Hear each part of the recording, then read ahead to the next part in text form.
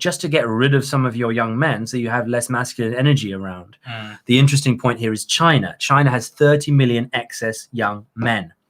So the one-child policy throughout the 20th century meant that now there's a surfeit of men over women in their generations. In fact, we can look it up. It's a very interesting graph. If you look up sex ratio by country, there's a Wikipedia list which is very interesting.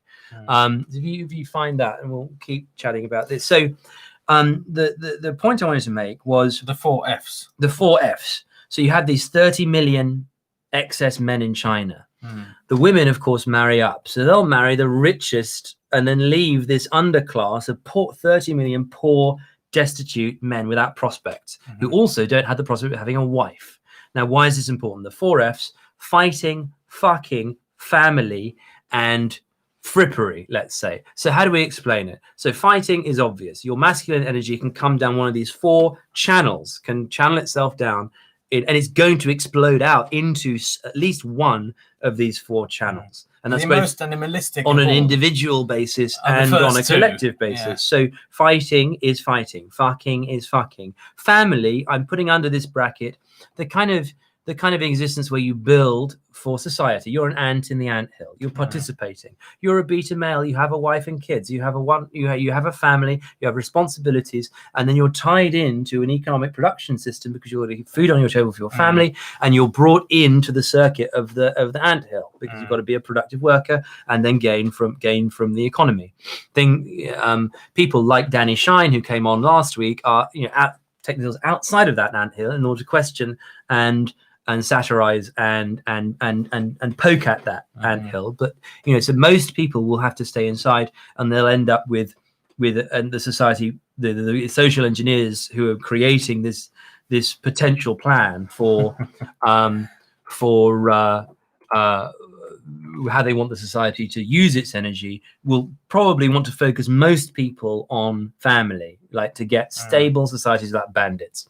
And then the final one, frippery, we include like philosophy, art, music, people who are creative, possessions, people who are creative and then spend their lives doing creative things. Well, I think that's the most important point, that we've got to have education and people encouraged to use their creative skills from an early age, and schools have to have classes where they explain, as I said last time, not only how to use different materials, but also how to have ideas. And that means to be able to draw your ideas or to somehow work together in a team to build something. So if you look at most of the buildings that we see around us, they're a concert of many people working together at different levels. You've got from the highest level of the architect and the designer, and then right down to the laborers who have to start by digging a hole, have to get the raw materials in, and then have foremen and people controlling the building site. Yes. In a sense, what we can look at is the history of buildings and what kind of materials and what kind of shapes we have. So one of the pictures I have there is a wooden hut, which I photographed in the Museum of National Country Buildings in Bucharest in Romania earlier in December. So that's a kind of wooden hut. It has a straw roof. It has beams of wood, which are probably just the entire tree trunk, latticed together. There we are. We can see the bent lines of the trunks and the kind of moss growing on the roof. Oh, yes. So this is quite a sophisticated building, but what you can see underneath that roof is a simple triangular gable structure. So the posts, or the walls, in fact, in this case, creating a balanceable roof substructure that is then clothed in the natural materials organically found around us. Then later they've painted some of the walls white, which is also a bright color. It's visible from far away. And we're basically seeing a hut. Now, these kinds of huts would have lasted up to a few hundred years, and they would have had to be really hundreds of years. Some of them, yeah, because the wooden beams were very, very serious. I mean, you get like whole oak trees being felled, or big fir trees in the pine forest. So what kind of period is this? So, well, this is quite difficult to place because this is probably made in the 20th century and collected by the Romanian government, maybe in the 19th century also. But this kind of hut was going on since, prehistoric. This is like a thatched cottage in the Cotswolds. Yeah, I mean, you can see thatched roofs around Europe and England quite a lot. But what's interesting about the structure here is that in order to put the pieces of wood together, I mean, they look like they're just piled up one on top of the other, but actually there is a geometry, and you see an octagonal corner there.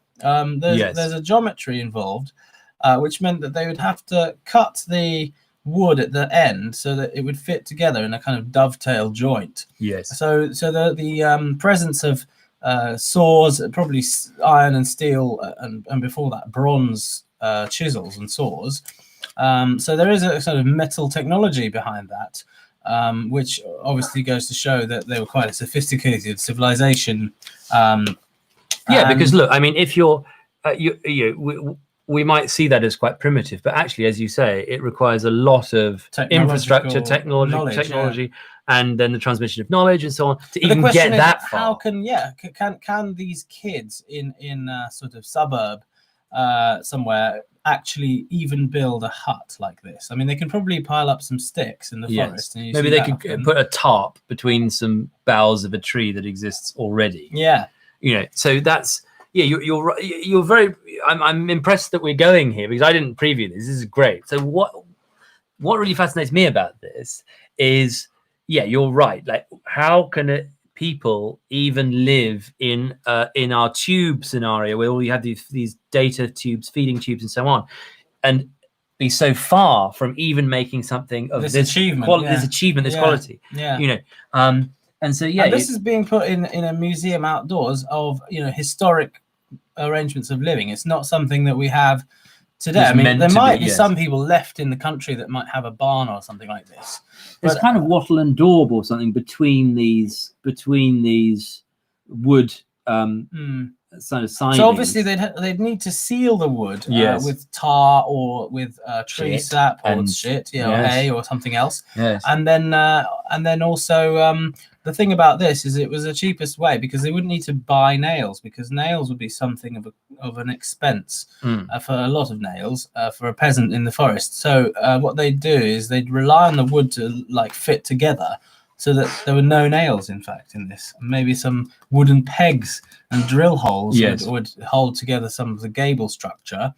But really, this is a low-tech form of building. Yes. But it still requires, quite a few guys with axes chopping down trees and cutting out the angles. And somebody to bring this all in concert. So that it actually comes into this structure rather than into, as you say, a pile of wood. This kind of place would have probably been a storage house for a farm, and people might have actually slept underneath the roof upstairs, and kept animals in there and children, and cooked maybe outside or one part of the structure. And in front of it, you can see a very sophisticated fence, which is made of twigs. Yes. So if we have a look at that, I mean, kind of wicker. It doesn't require any knowledge other than knowing how to wicker and put then things in between each other. And again, this is not a permanent structure. It's a structure that should last for a certain period of time and then be replaced. So it's a skill that has to be passed down from father to son, sort of thing. Okay, so if we look at the history of architecture, a lot of architecture is going on in Europe and the Middle East. And then wooden structures, you could find a structure like this in Far East Asia. You could find it in Japan or China. You could also find it in Africa. There might be different kinds of wood and different grass and sticks involved, but essentially what it is a structure that is not going to last forever because it's going to rot away. So, there's this argument for a very long time that they couldn't find any sophisticated architecture in Africa until they found something in was it Tanzania or somewhere like that? They found like stone circles, stone structures. There's stone circles. They're very interested in Southern Africa. And they were saying, "Oh, how is this possible? How did they use the chisel and do stonemasonry?" So it was sort of a biblical place that. So on that note, I'm just sending you something now. I think it's just up. You keep going. But also let's have a think about the function of these buildings. So these are farm buildings, and then we've also got a church in my images, which is in Russia.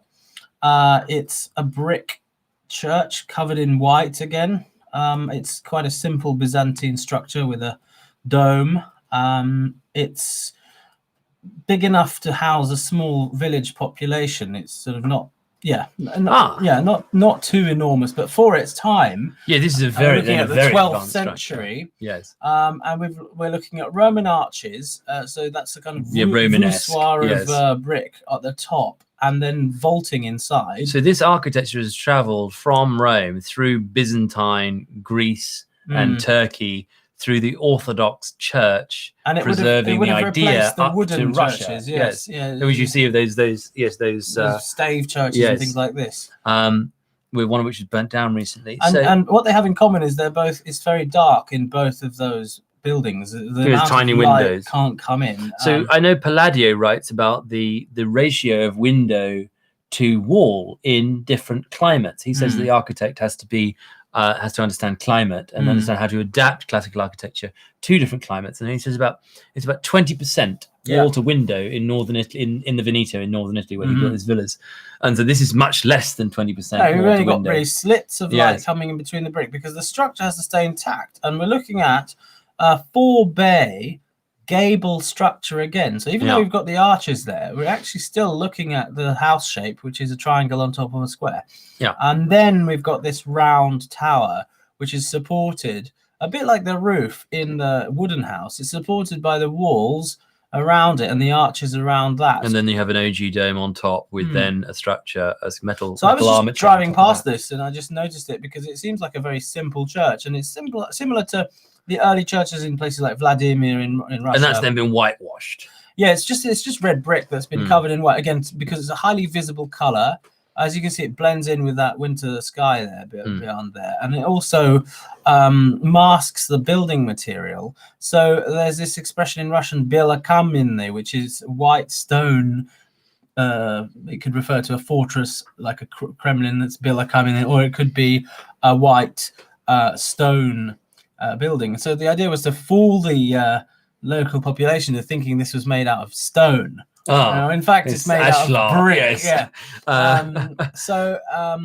White stone, of course, that they would think of, I don't know, marble in Greece as something very far away and far and foreign. So where was this in Russia? This is in Novgorod, which is the old capital of Russia, just south of St. Petersburg. Okay. And if we look at the dome, it's slightly pointy, but the dome is got an OG, reference to other domes in history. You've got some arches going around in a little band. Crenellation kind of arches. And then we've got lead being hammered around. So again, highly technological, because bending metal, melting metal and cutting metal, it requires high temperatures and some knowledge of chemistry there. So if we go into the painting of Rome that I also have, which is the Renaissance design with Leonardo da Vinci and great architects and Michelangelo, all these people involved.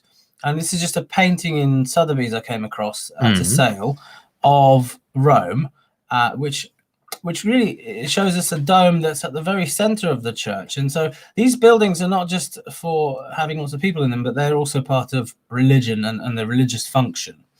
And acoustically, it's very important, because people have to speak. Oh no, that one is Venice. So that's another dome. That's Canaletto. There's a Canaletto painting of this the Grand Canal. Yeah, the Grand Canal, and this church is actually the Observatory Church. Yeah, a very, very beautiful. Is that Il Redentore? Redentore, yes. I think. Yeah, but it's not one of the Palladio churches. It's the other guy who I can't remember. It's another architect. It's more of a Byzantine. But it's in the idea of continuing this acoustic that somebody could stand in the middle of a mosque or in the middle of a church and speak, and quite quietly, and suddenly the sound reverberates around. Yeah, you could hear it anywhere in the room. Yes. So it's becoming a musical instrument, if you like. Yes. That's the painting of the back of St. Peter's. Of Rome, yeah. So a dome with windows in it. So from a pierced egg shape, you're also looking at the idea that there could be people inside at various levels, and of course there is a very interesting staircase if you ever walk. Of course, you can then use that to project the sound out of those holes, of those portholes. And there's another dome behind it. So the idea of lots and lots of round structures, and of course this is very difficult to achieve. And you can see the kind of bucolic situation of ruin outside. And so one of the interesting questions with this Roman view is why is there this destruction? Well, it's on the back of a big Roman hill, isn't it?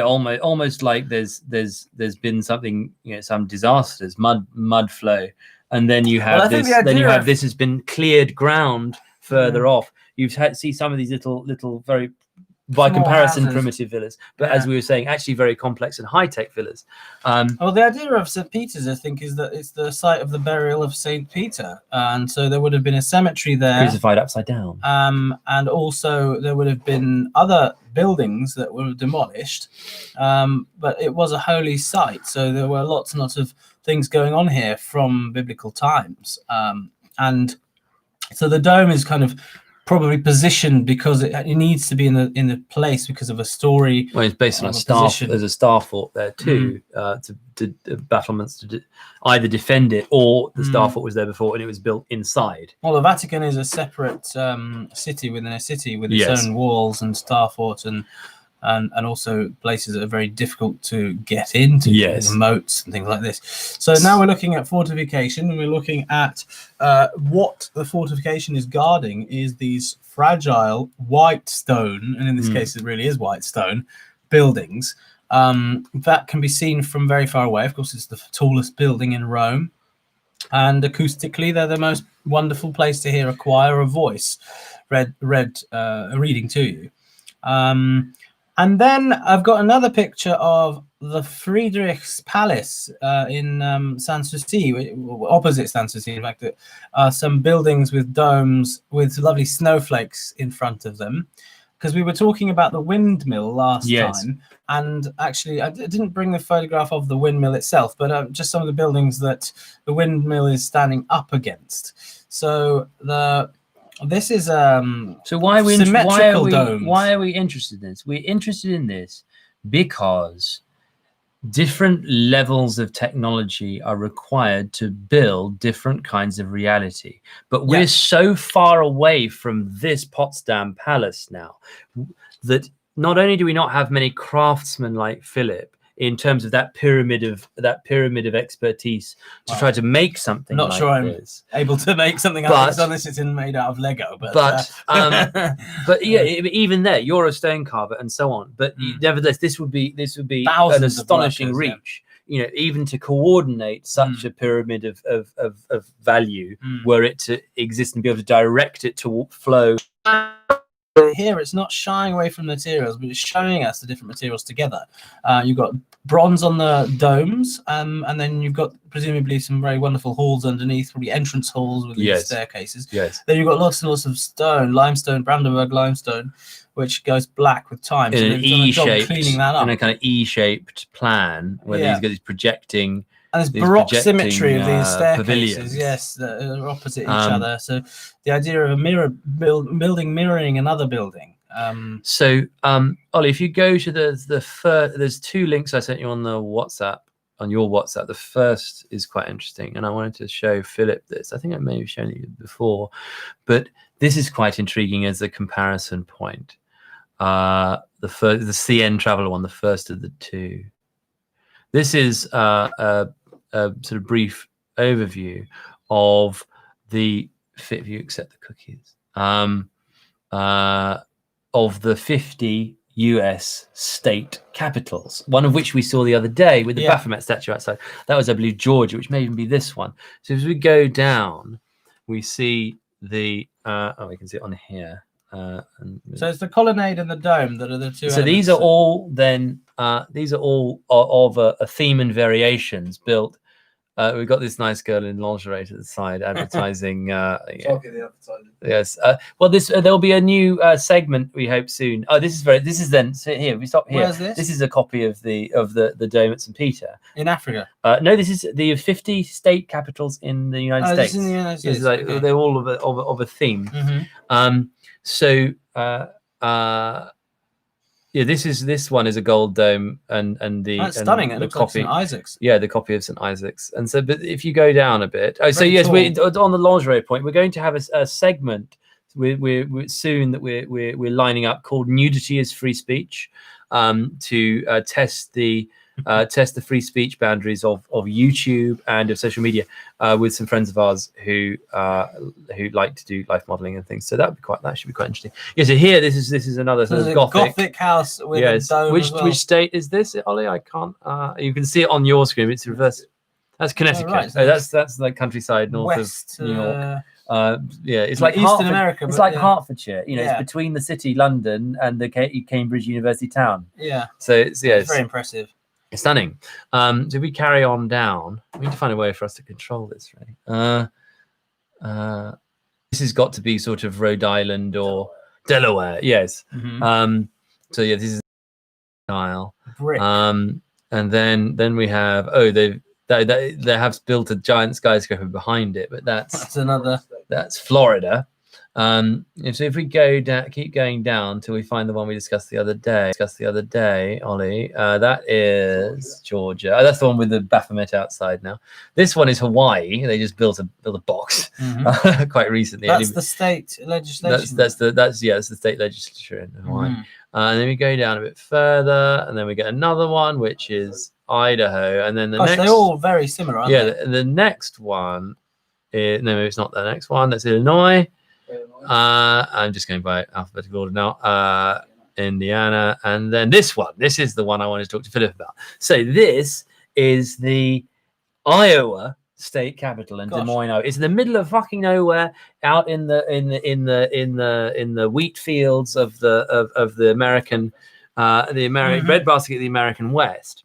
Now, what's quite interesting about this was, in terms of this infrastructure, you said earlier, we expect to see a build-up of, we see a certain number of buildings of this quality, which will then point to a greater building of a higher quality. And so so because of the kind of pyramid of value, you'll see, there's lots of mud huts, and then there's a few brick buildings, and then there's a stone palace, and then there's a cathedral, and whatever skyscraper, and so you'll have this ascending pyramid of infrastructure, whereby if you can build lots of basic things, you can then come and start to build on top of that some more complex things, because you have the craftsmen, the teams of different expertise, and so on. But this is very interesting. This is, to me, one of these portals into another world, because what you see from this structure is you have a historical record of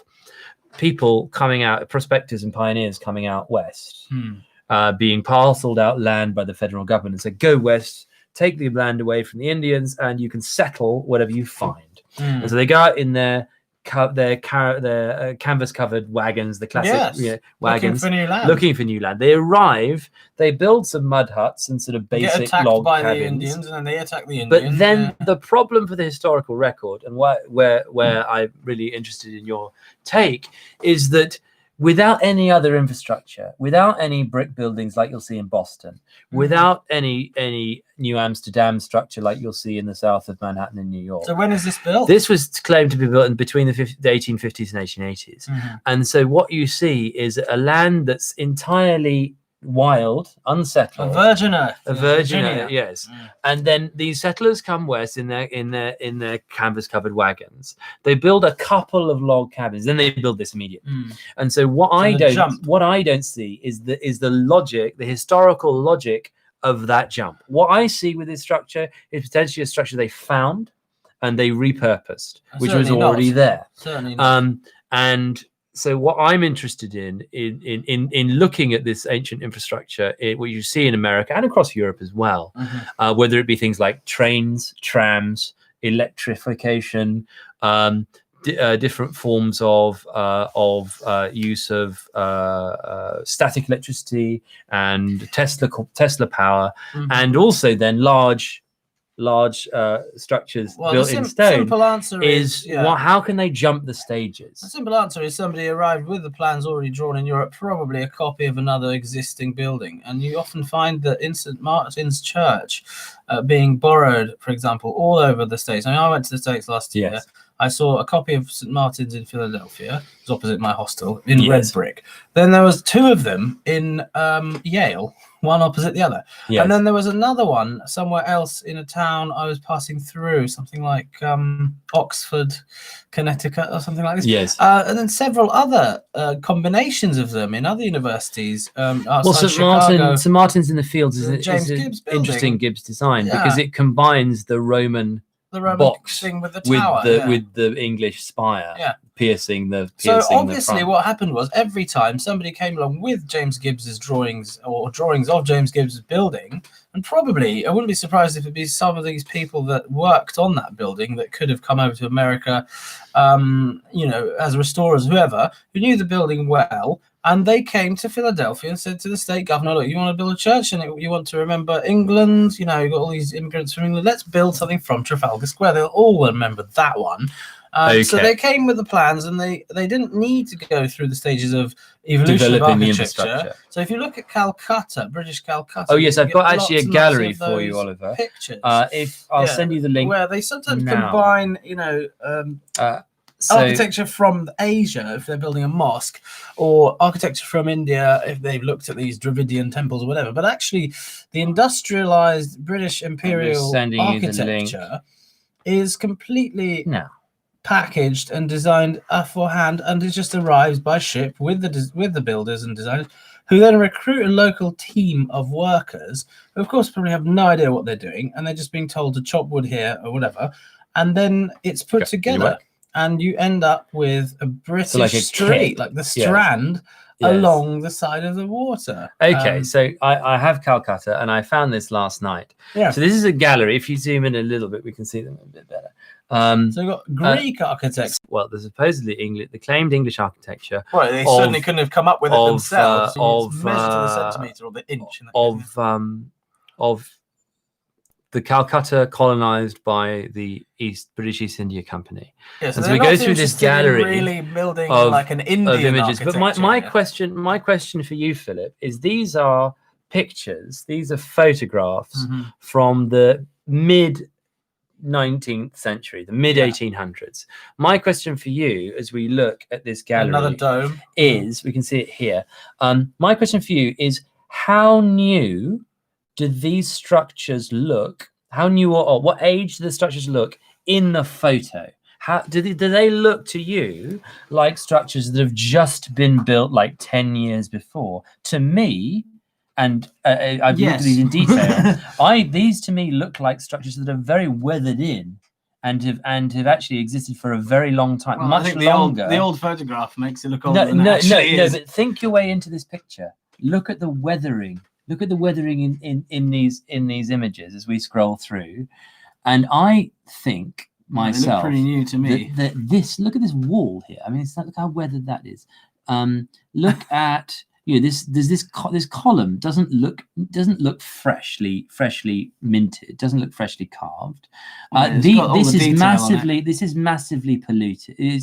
How long does this take? There's a lot of how long does these buildings take to get from minty fresh to weathered in? Well, it depends also the material that they're using. Look, if you look at the weathering on some of these gables, on some of these, if you go into detail of these images, and I'll post the images later. I don't see any weathering. This doesn't look fresh. This looks like it's aged in. That it's got discoloration. It's got moss and lichen. And again, the stone could have been used, reused, and also if it's a stone that was easily weathered by the weather, it could change within a couple of years. Like this, if you look at St. Martin's Church. Yeah, this is St. Martin's Church. In you India, see in Calcutta. partway through, and And so you see these carts pulled by oxen in the streets. This is then an Indian design through here. Buildings. They as soon as they put up their materials. But if this is the British East India Company's headquarters in Calcutta, surely why does it look like it's degraded? Why does it look like? Well, it's not even been cleaned up. I mean, there's no in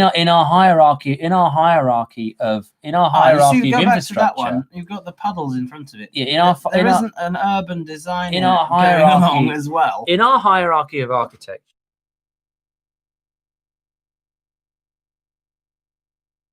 Yeah. In our hierarchy of architecture and infrastructure, what we were saying was that you build simple things to build complex things. And where we're going from here, if you look at find some of the ones with the pools in them, this looks like these grand structures have been built, and then somehow mud has coated everything.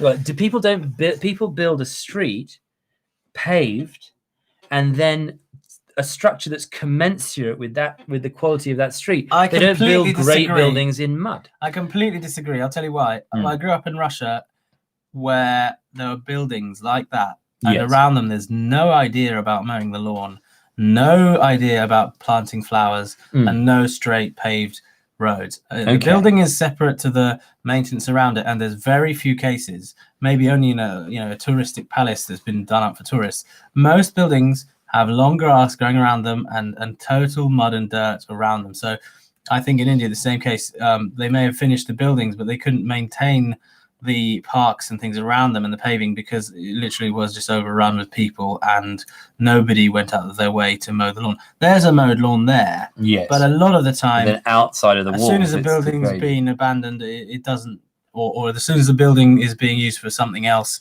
there's no longer any maintenance going on around it. And so there's like probably a monsoon there that's just sort of rained and destroyed the it's not as easy as to keep an English field.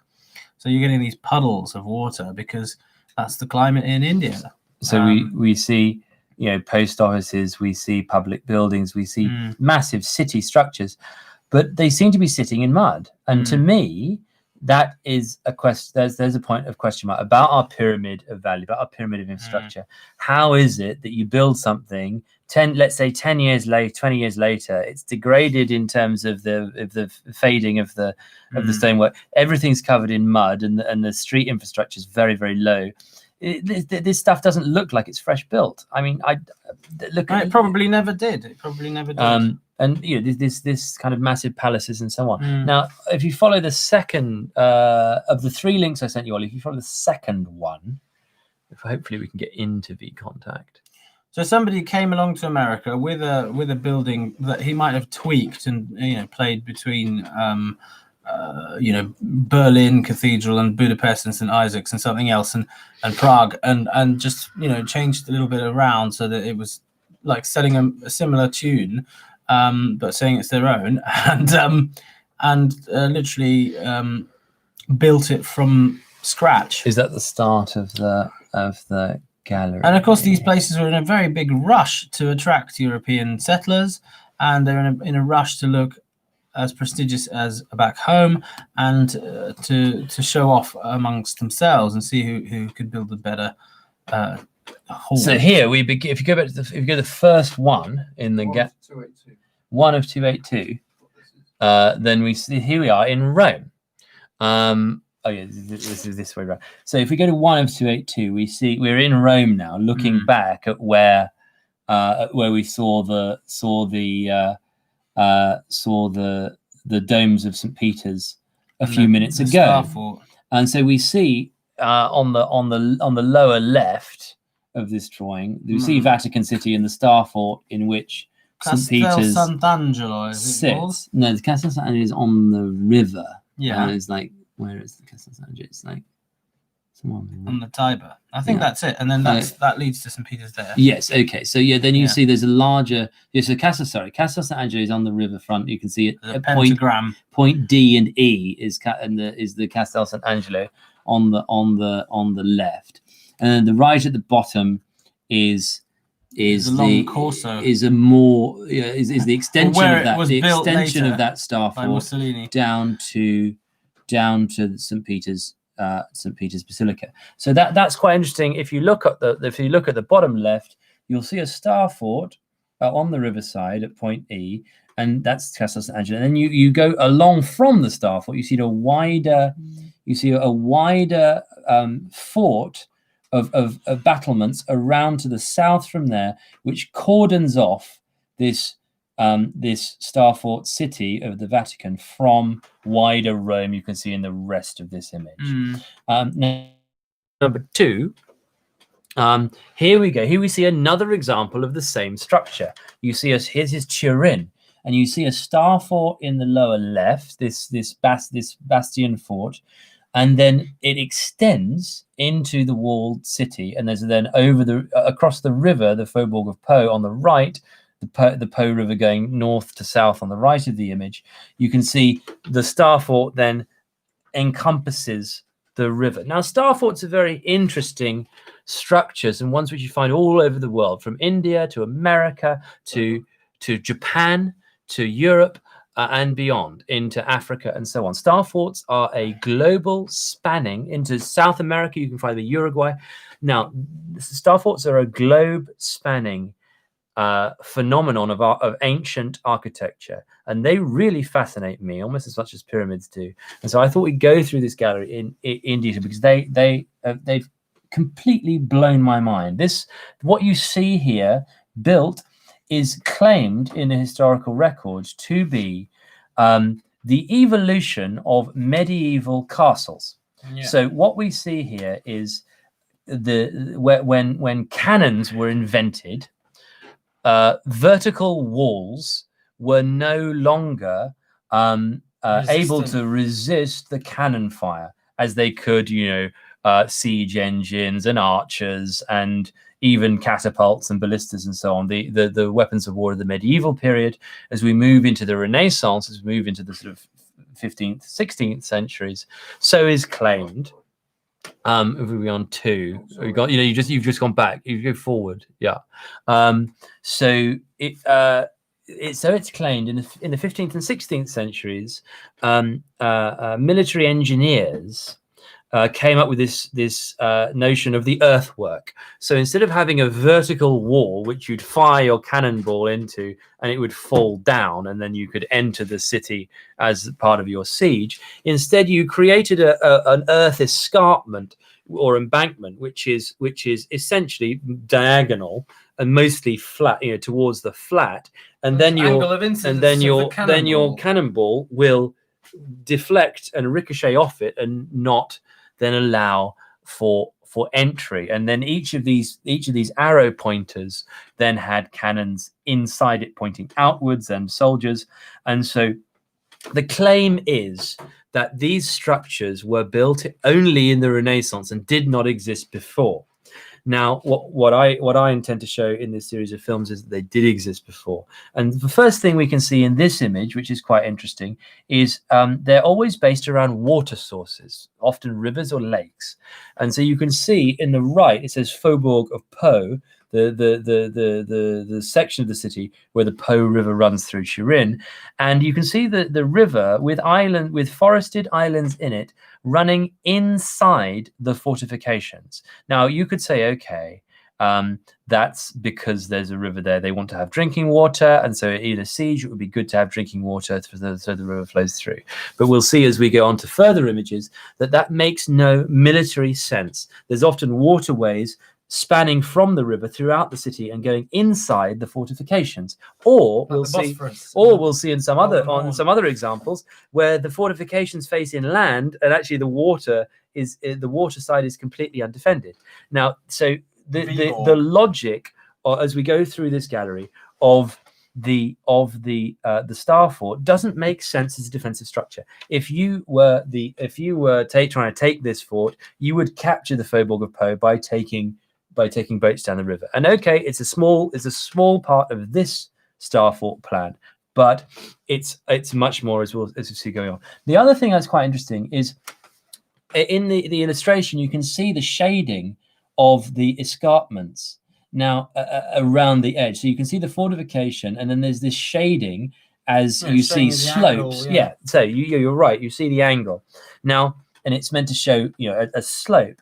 Now, the other question we'll see as we go on to some more images, and as you see some oblique images as well, in not in plan but orthogonally, you'll be able to see that often the mud is not being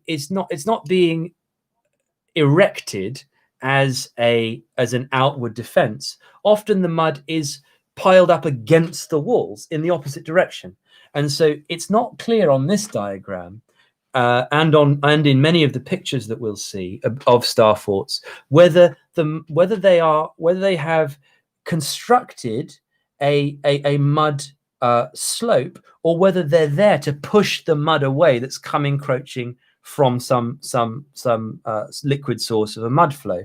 And we'll see this often later inside the cities. So this is Turin, and we see this what's called the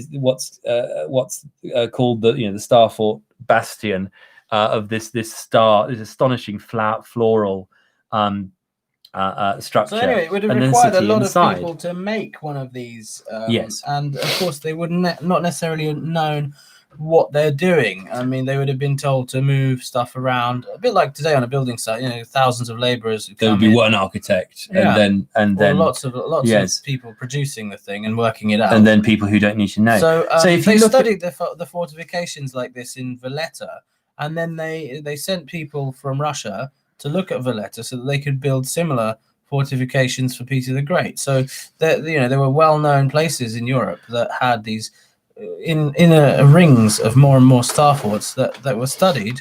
So if we look at image 3. So it's a structure. Image 3 is the city of Bern on the River Aar, and this demonstrates my second point.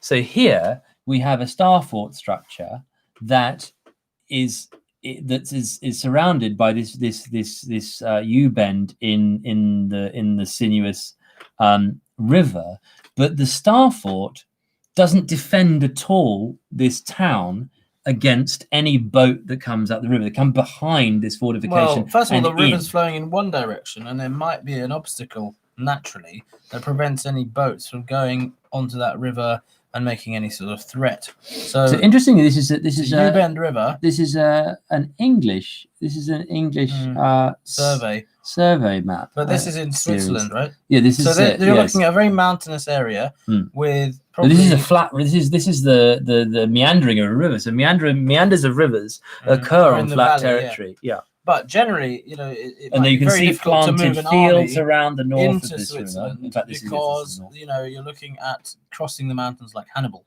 so you can't move an army in from any direction, or a fleet for that matter, because it's high up in the mountains anyway, even if it's a valley. And then the only place you can get into the cities from the flat valley where the fortifications have been built. So to tip my hand a little at this point, dear audience. My belief of these structures, like my belief about the pyramids, and this is one of the reasons Philip and I have really interesting discussions about this, is that I believe these structures were found, not built, and were repurposed as fortifications. But you can actually, if you look deeply at the way in which they were built, you'll see that they weren't intended as fortifications, because you wouldn't build a fortification that way if you did it from scratch. You might do it if you'd come upon this structure and then repurposed it. So if we look at item 3, the next 3, I think. This is Geneva. And so here we do have some further evidence of it being used defensively. So if you look at the top of the image, it says Lake of Genève.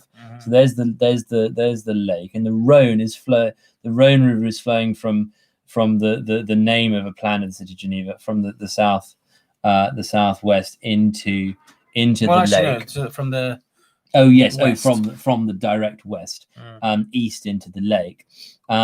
And so here we see the city of Geneva. Now, if you were the King of France and you wanted to take Geneva, you would just take your boats down the Rhone River and you'd be inside the citadel, this star fort. Now, they obviously are defending it from the lake itself. You can see at the top, just where it says underneath Lake of Genève, then you have the chains, which are means to prevent ships, and then a redoute des barques. So there's a redoubt of cannons and so on to defend against ships coming up from the lake, from Geneva into, and that's a huge fortification to have a chain across that size of waterway to block the whole Rhone. No, to block the lake. Yeah, to block the whole Rhone flow and lake and so on. Oh, chains are just transparent. So the water flows through them. So what you see, I'm talking about in terms of our infrastructure, in terms of our difficulty in infrastructure. So, so what we see from here, Emma is telling us to go live on Reddit, which might be interesting for next time. So what we can see here is then, as many of these star forts become, it's split over the waterway. You'd never intend a castle like this. If you had a castle, you'd build it so that it was fortified inside each side of this waterway, so you couldn't take ships seen this up in and Viborg down. With there's a fortress in the middle. So if we move to the next, there are fortifications like this on the other side. This is Amsterdam, and this is really fascinating. So here we have the port of Amsterdam. We're actually the top of the image is actually the southwest.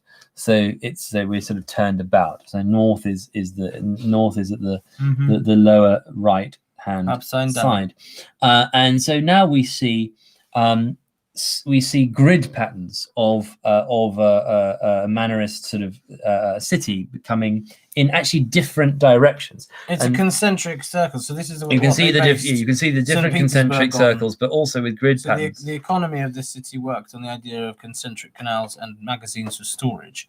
So that meant that boats could quickly move their cargoes from one building to another, and traders could swap cargoes and then flow out into the main sea. And so you can see that still with all the cranes and all of the old warehouses and houses, burgers' houses of Amsterdam. Interestingly, on each of the bastions of this star fort, you can see what looks to be a windmill. Yes. And so then we're starting to get some interesting stuff. But so if you see, not only do we have the star fort now that faces away from the water, so it's defense. You can see the defensive chains which have been put up. So what that says to me is that with this harbour for men of war in the lower left, and with the East India Company harbour, you can see what they're doing is they're reverse engineering this, because they're saying, okay, it is exposed to the sea. The defensive structure is only facing the land. We do face threats from the sea, so we've got to reverse engineer this chain link system to prevent the men of war being burnt and so on. But the other thing you can see about this image is that there's a moat. So this waterway that starts in the lower left-hand side with the windmills goes all the way as a moat around the outside. And Ollie, you're right. The water levels and pumping technology to create a level flow of water around the whole of the outside of the city and the canals inside is a highly sophisticated technological solution. And so those windmills may, you're right, be something to do with the pumping of and leveling off of the water. Well, also they're making grain for the population to eat bread. So if we go to within the walls, if we go to the next food image from outside.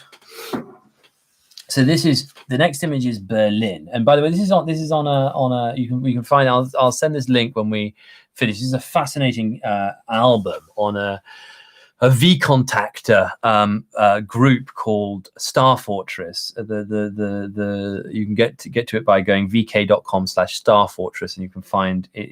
You can translate it from the Russian, but VKontakte is Russian Facebook, which is much better than Facebook. By the way, if you want to have free music streaming, just get rid of your Facebook profile and you books, PDFs, videos. There's loads of stuff on here. It's much better than Facebook.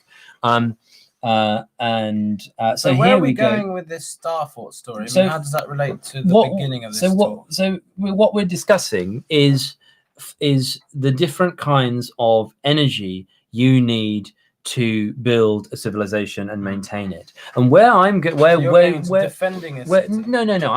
I'm not suggesting that these were defensive structures. I'm saying they were retooled as defensive structures. What I'm interested in is what we were discussing in terms of the pyramid of value and those gaps in infrastructure, is to what extent are we living in the detritus of the civilization of our ancestors, or not even our ancestors, but some people who were here before, who created things that we sort of tinker with and try to keep going, but we don't quite know how they work.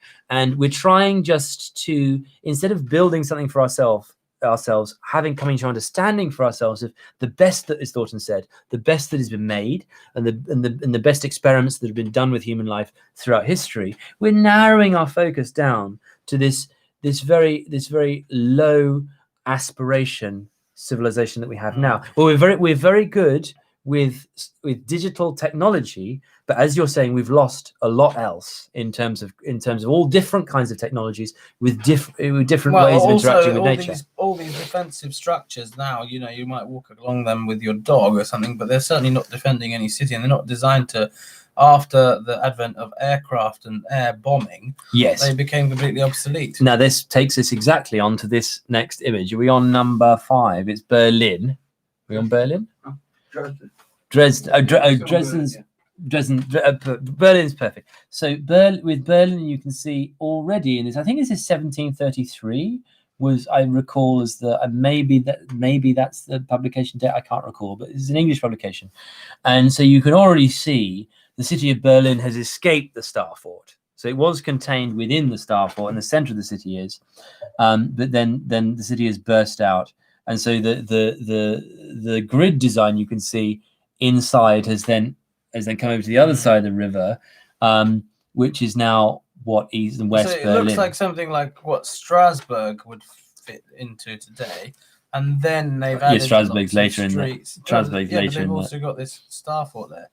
Yes, and that doesn't now exist. I mean, there's a little bit in the Tiergarten, I think. Yeah. So if you go to the next one, and Philip, you're right to mention aerial bombing, because aerial bombing was the end of all of these German cities, and the most of all Dresden, which we can see here.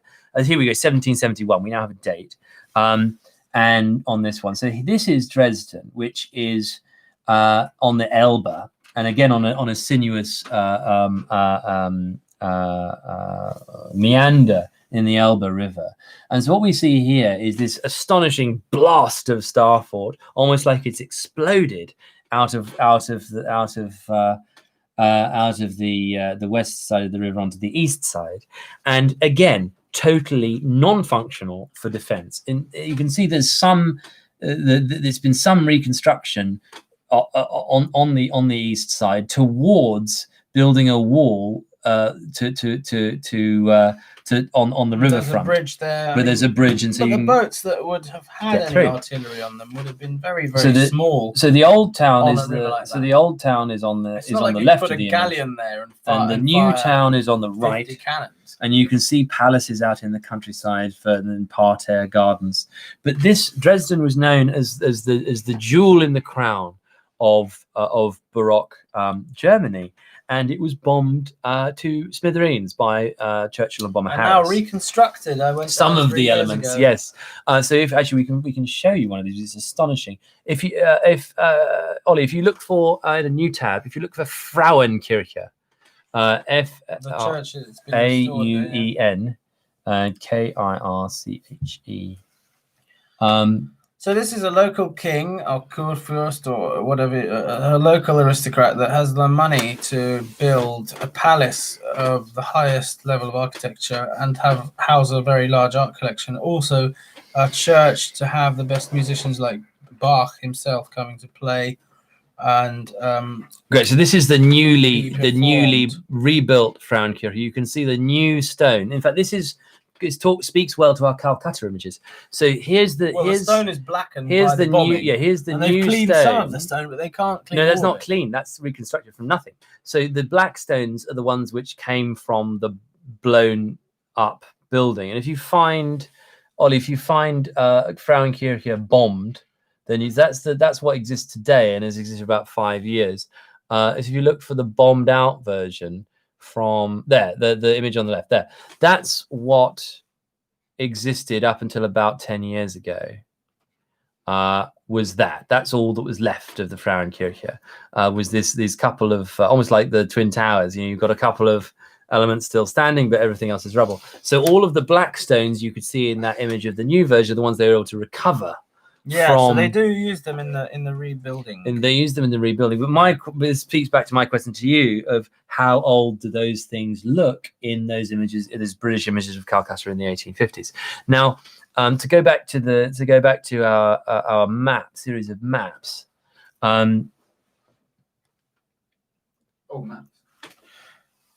So Dresden was destroyed, and one thing I like to think about in terms of historical destruction is not only what the history books say, but what they don't say, because of course part of the point of destroying things is to change the story and to eliminate people, books, buildings, achievements, both relabeled as your own by the victors, or discredited, or even erased entirely from history. And so we can see these lacunae in history, these gaps.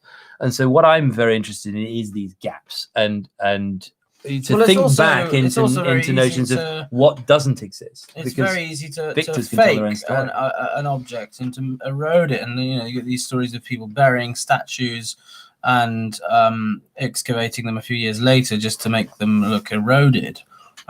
So there is a lot of reverse engineering going on with antiquarians selling allegedly very old statues that have been freshly carved and then buried underground to make them look old. And in fact, it's much easier to make something look old than it is to make it look pristine and brand new. And I think today we're building buildings a lot of the time with very highly polished surfaces to make them look as brand new as possible. Glass, but that wasn't the aim with the wooden house that is made out of wood that will bend and never look new or old. It will just look like organic material, grass. If we go to number 10.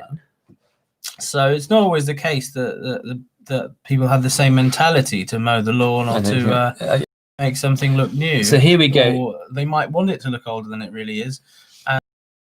For the elements to erode limestone or other soft materials. I see what you mean. Here's Hamburg, and we can actually see the Alstersee inside Hamburg. If you look at the top right of the image, they've not only built it on water, they've now enclosed a harbour inside the port. It's heavily bombed in the war. Yes, so all of these structures were deleted. And my question about Churchill and Bomber Harris is, what were they doing? Were they bombing for propaganda purposes, or were they bombing to get rid out Hamburg of because these? It's where the boats came were out they of. Were they bombing to get rid of these ancient structures?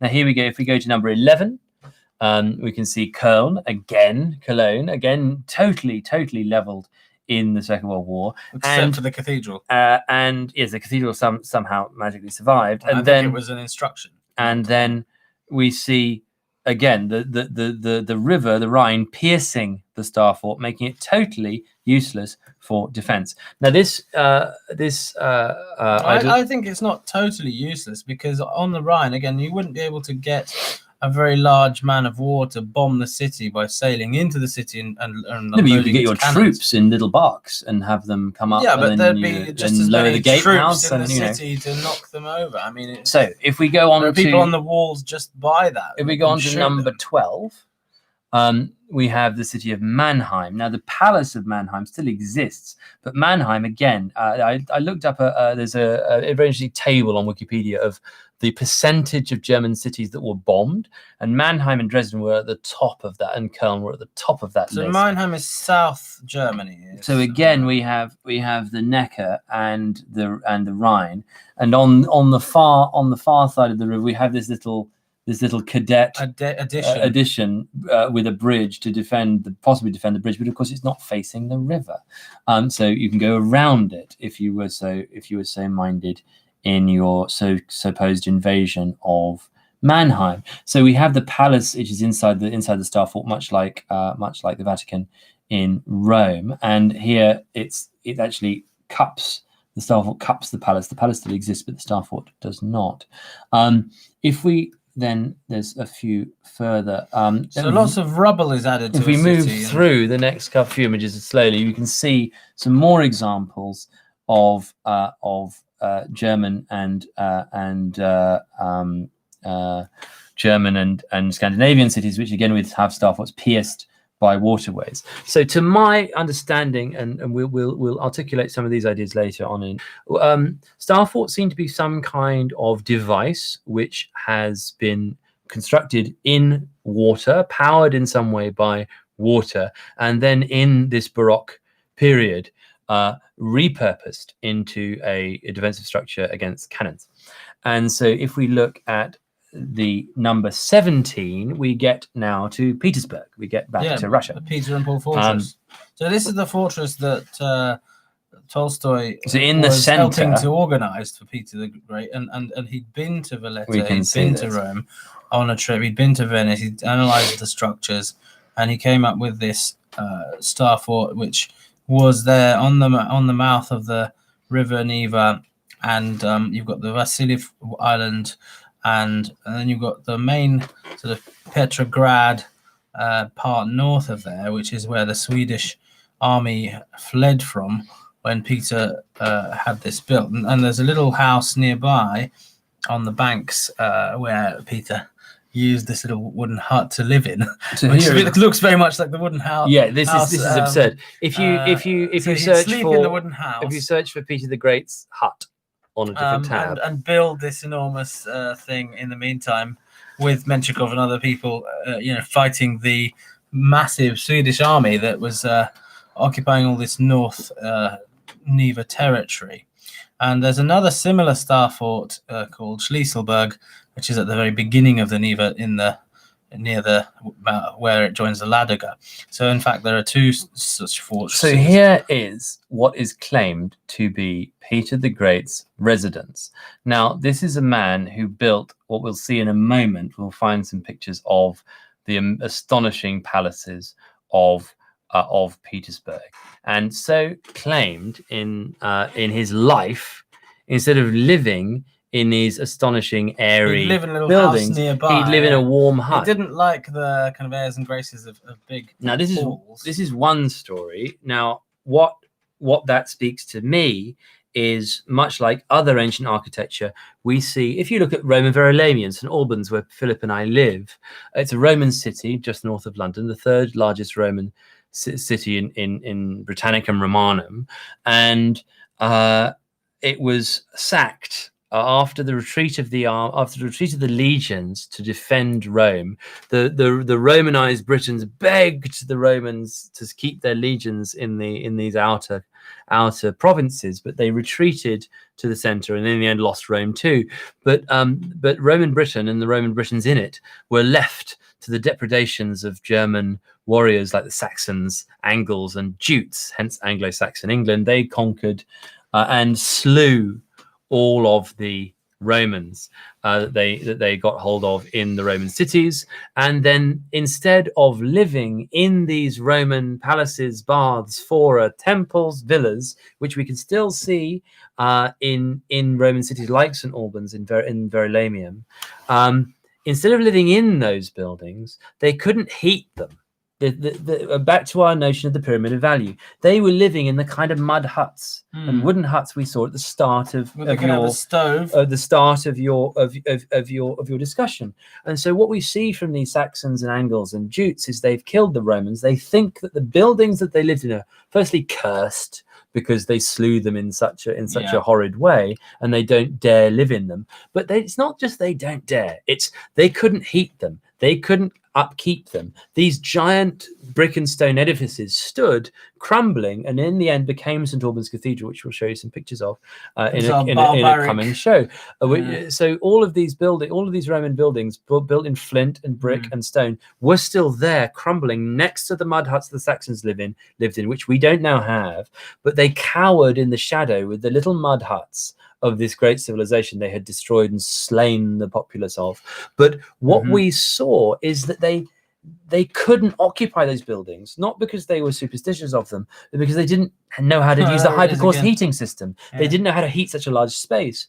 And so then looking at this kind of Dakota style wooden hut, cabin joints, cabin joints that Peter the Great supposedly lived in. Surely we could see him as somebody who hadn't built St. Petersburg, who'd found St. Petersburg, couldn't heat these massive palaces, couldn't light them. No, that's nonsense. Absolute nonsense. He built St. Petersburg.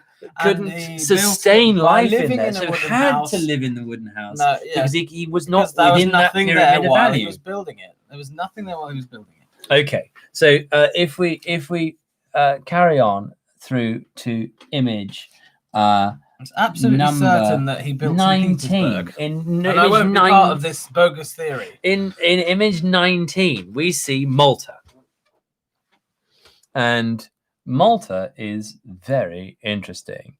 So we can see here a ring of star forts around the great harbour of Angelo Valletta. number 2. Castel of St. Angelo, the home of the Knights Hospitaller, the Order of the St. John of Sovereign Military Order of St. John of Malta. Well, now, actually, it's not the right one. It's the one that the English people put there. The real Knights of Malta were expelled. So I am going to we can see that this is a really fascinating structure. And I wanted to show you a little bit of a video on our channel.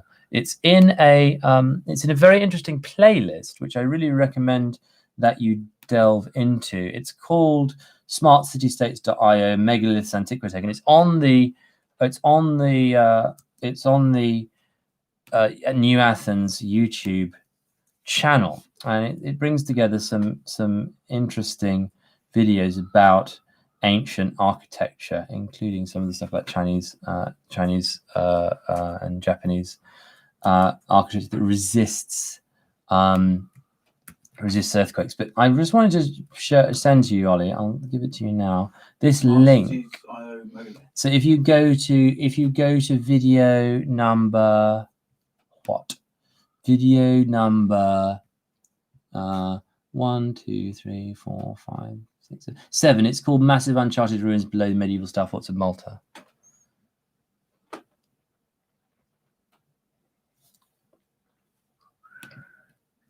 And so this, to me, really speaks to how. Send it in WhatsApp. I just sent it. I'm just sending it now. There we go. It's there. So we're going to see now some footage of Malta, and if you can see the sandstone you go through, we'll just play it from the start with sound. Here we go. From the very beginning. We hear the sound.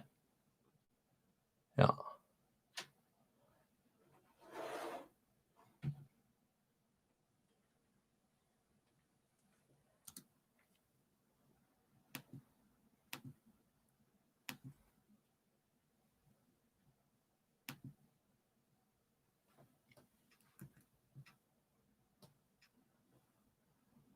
Success.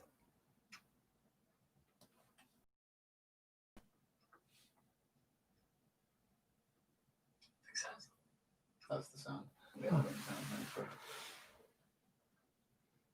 So what are we looking at? So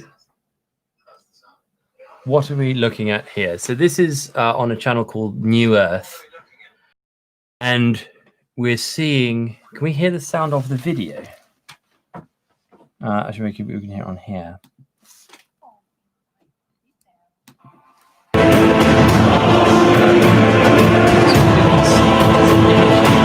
So, with great confidence, mainstream historians will tell us the meaning of each and every small symbol on the buttons of the military uniforms of the people who built all these forts, and yet not a single word about these ruins. Are they too small to be noticed? Not even a single. Like there's just a series of images. If you go a bit forward, play a bit. The older stuff, so what the we see older here is project different levels of construction. seems to have been significantly top, altered. We see maybe keep moving. For on. example, here they patched So an entire top, room or window or a door in the old rock cut a structure. fortification. Here they patched another door or it, window. We can see and the stairs, they're not to be seen anymore. Apparently, they didn't need them at all while they were remodeling. Been plugs of rectangular blocks in the wall.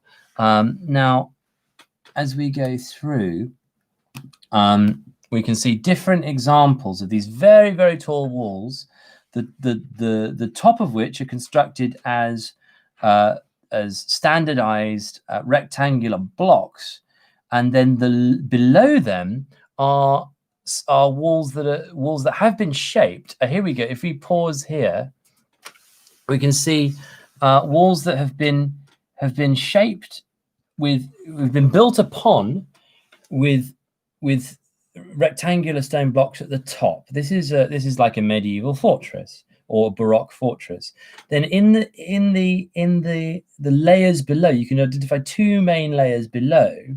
You see walls that are shaped in the same floor plan as this star fort, but they're not made of masonry blocks that some medieval or Baroque quarry has put and stacked on it. In fact, they've stacked those on existing fortifications. And you can even see within these walls, if you carry on playing, you can see some staircases. You can often see different elements of interior architecture in the outside of these structures. If you go to the time stamp of 3 minutes 35, then you can pause here. You can see a couple of different periods of construction and also a couple of different materials. So what you can see here is this sophisticated stone fortress like the medieval period, but below you can see on the same floor plan has existed another structure, which in fact they're just adding to. They're not quarrying this out. This is shaped with a totally different means, striated. Wind and water, yeah. But here on the right hand side, you can see this wall has existed and collapsed and then been built over as arches, because you can see that there are windows and so on in this wall. So if we carry on, and we get to, actually, there's one up here that's pretty good. Oh, here we go. If you go to 119,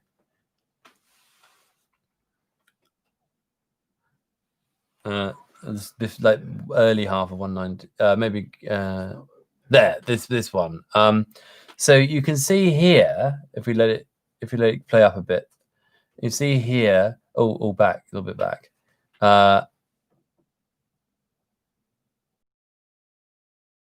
Here we go.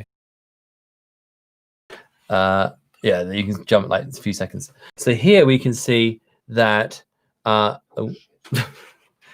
you've got another fortress structure, and then beneath it is another shaped structure of a very much earlier period. There are some you can see 3 distinct periods, which is very interesting. Go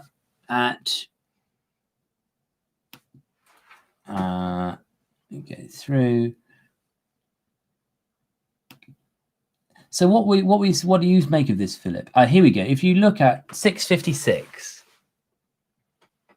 If you look at the island of Malta, you have a lot of sandstone, you have a lot of sedimentary stone. It's very dusty there. In fact, if you spend an afternoon in a house there, you'll notice that on the window shelves and in the various areas of the house, there'll be a layer of dust. And the local residents, when I was staying as a guest in Malta, said that they have to regularly get rid of the dust in their houses. So it's a very easily eroded material, very soft to carve. And in Valletta, you've got a series of kind of cities along peninsulas. So where the as we saw on the 7071 map. You've got the main castle in the main center of Valletta, and then you've got the castle of St. Angelo opposite there. And in fact, I spent a whole day trailing along these peninsulas and bays to try and see the rest of Valletta. I got right to the end. The castle itself is pretty high up as well. If you go 1057, so it's certainly been there since Neolithic times that people have lived in Malta, and of course it's always been a trading stop off between Africa, like Tunisia and Sicily. And what's that? You get a very easily eroded surface, but also the important thing is that this city is there to stay. It's built there as a completely impossible place. Yeah, yes. and in fact, there's lots of stories about how there were mines and water mines put in the Second World War that still could go off, but essentially they couldn't invade even with air bombing raids this city in the Second World War, and so that's where the British fleet was stationed. They're very proud of Prince Philip and the Queen actually meeting in Valletta, where Prince Philip was then a naval officer. But anyway, as a structure, it's certainly there. If you look at this, it's something interesting. In this image, you can see at the bottom of the image is a staircase in the ancient stone that's been pre-shaped along the lines of this star fort, which then you can see at the top of the image is a medieval castle constructed on top. But what's not medieval? No, that's a star fort. Yeah, so 16th century, 15th, 16th century fortification. Even 17th. But what we see here is a different alignment of an ancient city, which is on a totally different plan, because you can see a staircase which would defeat the point of this facing of the wall, because if you can get up the wall, then you're allowing people. Well, to you can gain get up access. the wall as long as they let you up the wall. Otherwise, they'll lock the gates. Here we have an interesting one at 1119. We again have evidence that this has been a rejigged and reconstructed. If you pause here, entity. Because here we have in the ancient stone, we have a staircase, which you can see then the next flight of the staircase going back up into the rock, but that's been blocked off by one of the walls of the. Has it, or is it just the way you can see it? No, you can see there's the stairs and the stairs. In the stairs. Yeah, so the stones are there to block the stairs, and this is then. So this was obviously an older structure which had a staircase, and then they put these castles on top. Are you sure that's not just the steps in the way? Of no. You can see that there's many examples of this throughout this. Oh, here we go. If you go on to 1133, you can see the zoom out, and you can see a little more of this. So you can see appearing in the background as we zoom out, then the way that this more ancient shaped stone with portals inside has then been built on top by the castle builders, and then reused for a different purpose than it was originally conceived of. If we move to 1140, we can see a video of the way we pause it. We can see this is a video then of the same position further down this, and this staircase, and you can see the way that this is definitely a fortification, which then is built on top of this building with a staircase in it. And there's no sense in which, oh well, you built it for a while and you took it out again. This is definitely two distinct forms of building and two distinct plans of what it's for.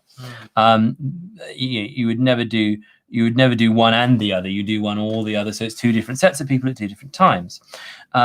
And we can see this going on throughout the movie, and it's very, very interesting because it takes us into the notion that often we see layers upon layers upon layers of architecture which have been rebuilt. And only yesterday I found an underground signage in London that was in Old Compton Street, and they had built. It was called Little Compton Street, and it's now you can look down into it underneath Charing Cross Road, which sort of paved it over, but you can see a much lower street that's actually been built beneath London. The other structure that I've got in my photos I wanted to show you is a black and white picture from an English cathedral, and it's a nave. The idea is that you have this building that is a basilica shape, and the nave is you're underneath an upturned boat. So it's as if like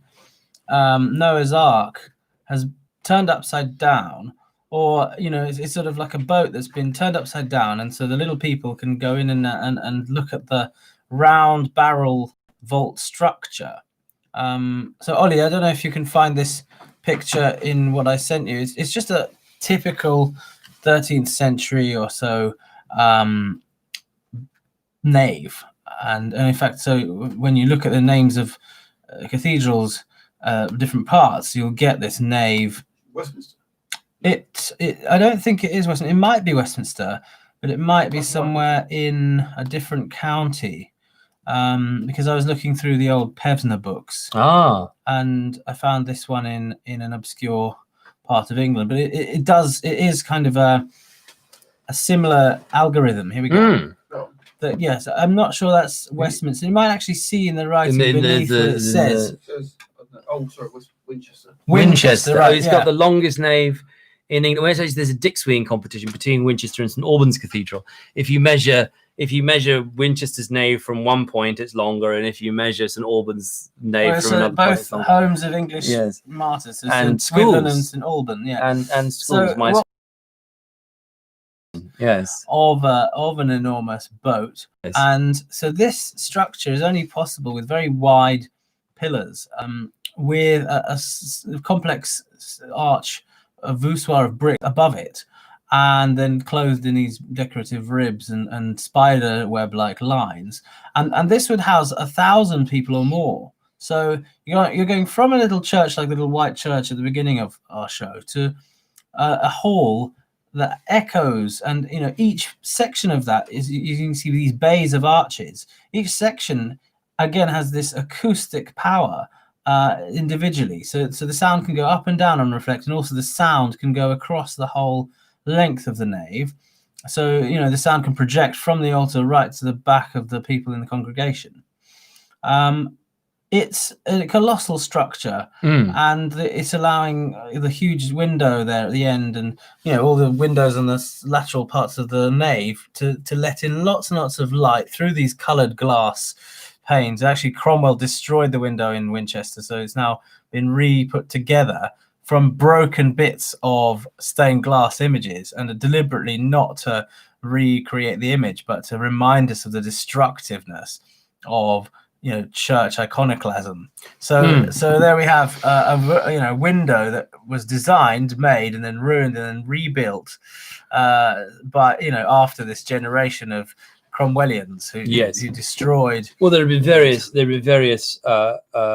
periods of iconoclasm and destruction of architecture and ecclesiastical paintings and other kinds of art. Whitewashing. There's whitewashing of the Puritans. Then also during Thomas Cromwell's Reformation, there was a lot of destruction in England of treasures of ancient. So you got these people who want to things. destroy these things, but you also have these people that come back and inherit them and appreciate them for what they are. And I mean, now it's So, for instance, a paid ticket in to see Soviet it, so- Russia, you didn't have the wholesale demolition of ancient things. In China, you often did because of the Cultural they Revolution. destroyed the Savior of the Blood Cathedral in most churches in Russia. But some of them were used as storage houses and whatever. But there were some rebuilt after the fall of communism.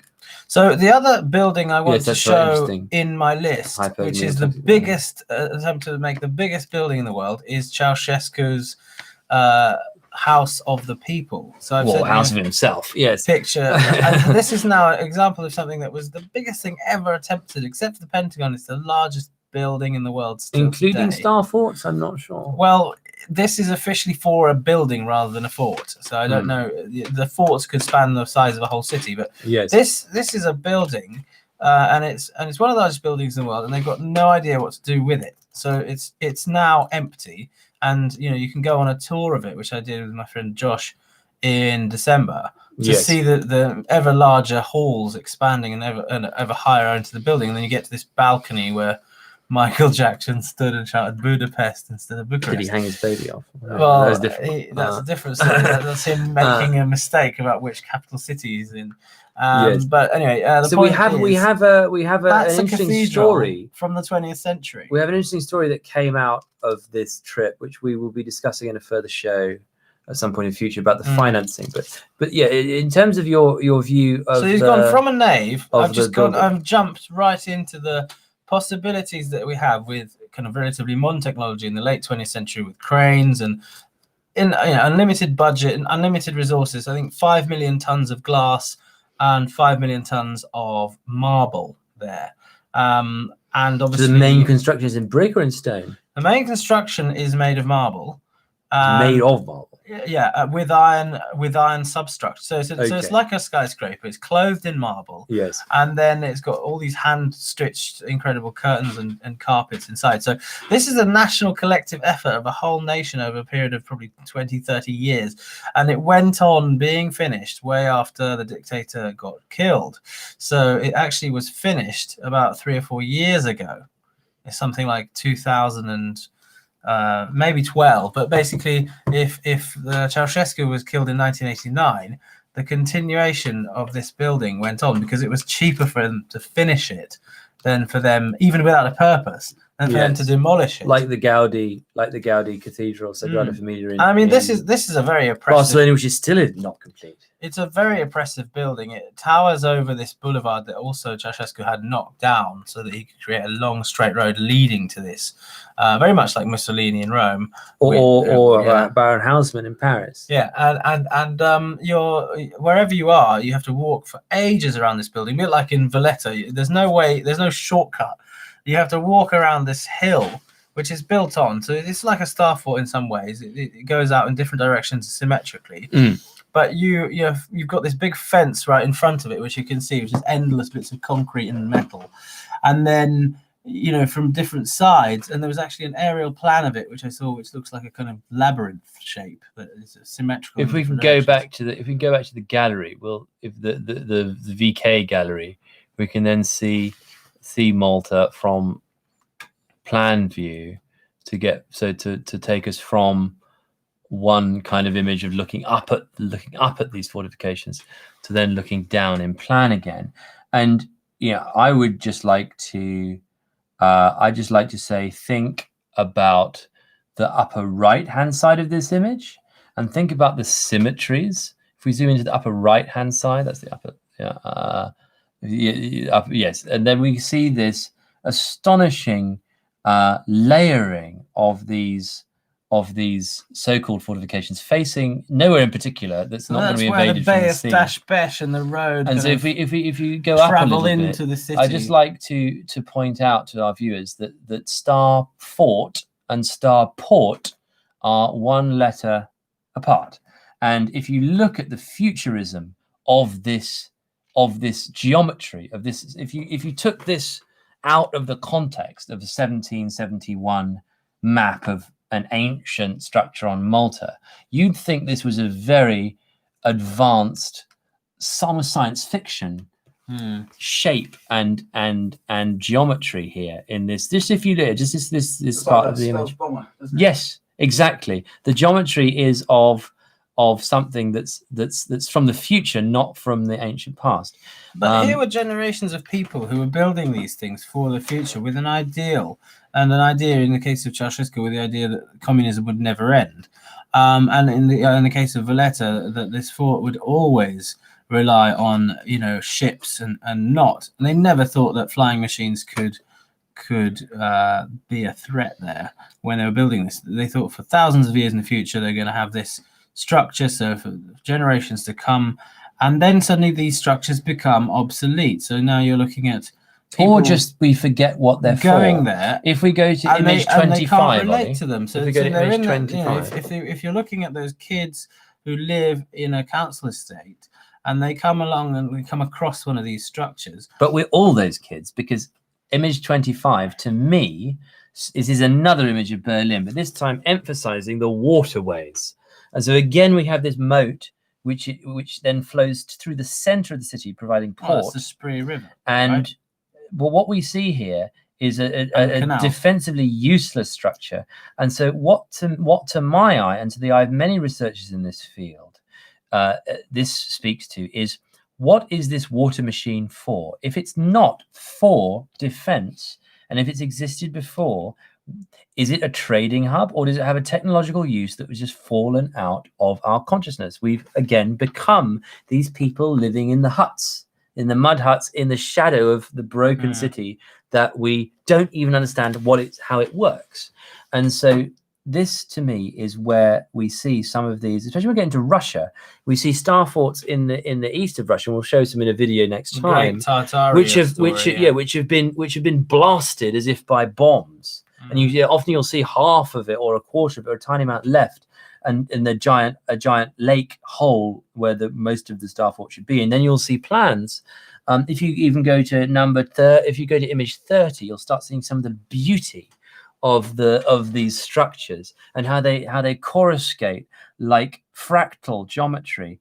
There's a particularly lovely there's one in image 32. We can start seeing how they go around the world, as we see in image 32, Buenos Aires.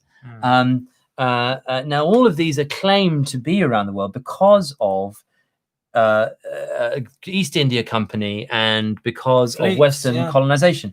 But the question remains, were they built or were they found? Now, if we move on down the list slowly, we can see so many across Central Europe in France and Germany. And if we go down through the 40s, we can see, yes, these astonishing maps of France and Germany with these so many. On each river, there's a star fort, or many. Some at each link between the various tributaries, until we get to image 57, and now we again start seeing the complexity of Strasbourg. So I went there this summer, and it's a very small town centre, and you can still see the fortifications quite clearly. But not this number of layers. You can still see the cathedral is in the middle of this fortress. It's a very beautiful red stone cathedral with unfinished one tower and then a missing second tower. The sculpture in there is particularly special, and there's a museum of medieval carving. And yes, it's on the border between the Rhine and Germany, and so Alsace meets Baden-Württemberg. So some of it's always been invaded and now is part of the EU.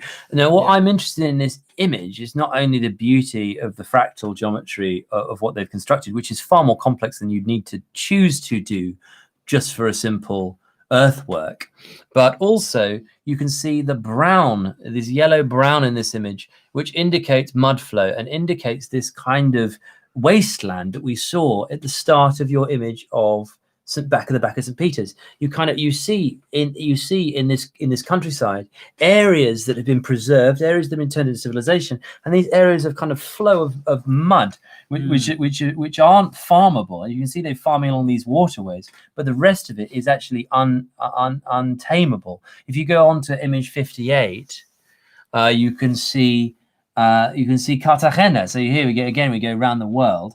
Is that in Spain? No, that's in South America. But also it's called Carthage, which is very interesting. And so if we go along through the 60s now, the image is 60s, we get some other interesting ones.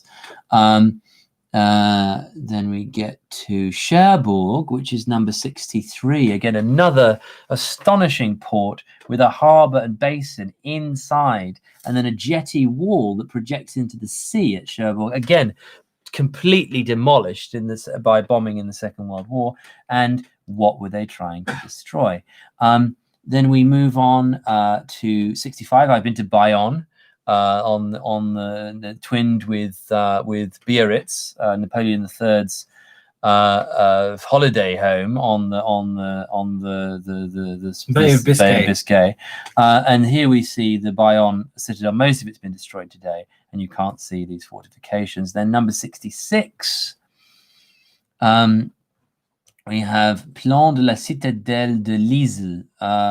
So this is another beautiful flower that again you can't see today. Then we have some more. If we can carry on in these images, there's Nicosia in Greece, is number 69, which again you can see has these very, very strong sun rays of fortifications. And then we can continue. I'm trying to find something in particular through the 70s. Now in 74 we have an Indian fort that's on top of a mountain, viewed directly from above by drone, I think. And then we move on through number 76. You can see Fredericia, again totally useless as a defensive structure because you can land anywhere on the coast and ignore the carefully constructed so-called defensive structure. So we continue through the 80s, and there's something in particular before. Ghent is quite marvelous at number 81. We can scroll through there. So we get to, that's in Belgium. So we got quite flat territory. Then England, there's one at Hampshire. Oh no, there's Plan of Le Havre at number 85. We're looking at where Le Havre is again totally destroyed in the war against where it is versus Hampshire in England. Then we get to against where it is versus Hampshire in England. Then we get to Genoa at number 87. This is astonishing Baroque city with 2 layers of star fort. It looks like one has been breached by mud and has become abandoned at this point.